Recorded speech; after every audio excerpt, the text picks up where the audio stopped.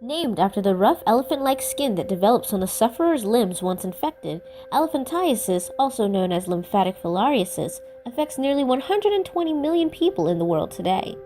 The disease is caused by a strain of filarial worms called Wucheria bancrofti, which disrupts the lymphatic system, causing extreme tissue swelling and hardening of the skin.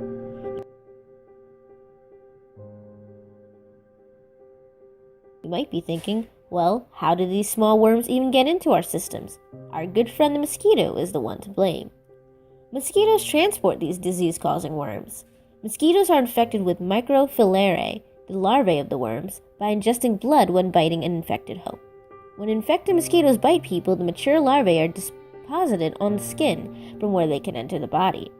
The larvae then migrate to the lymphatic vessels where they develop into adult worms and wreak havoc on the body.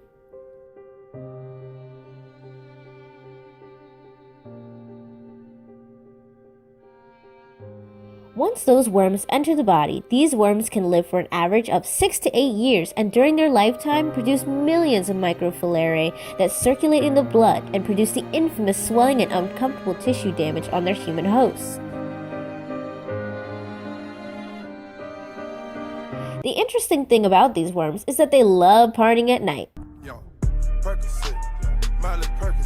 During the hours of 10 p.m. until 2 a.m., they circulate into the blood and attempt to pick up some hot new vectors. Elephantiasis is most common among populations from India. An Indian person is affected in 1/3 of all cases. Another third of cases involve people from Africa. Luckily, there are ways to treat this disease.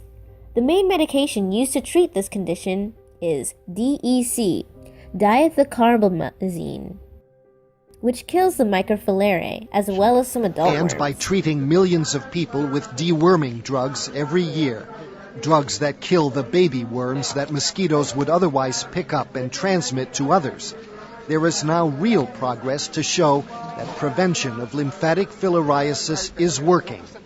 World Health Assembly Resolution WHA 50.29 encourages member states to eliminate lymphatic filariasis as a public health problem.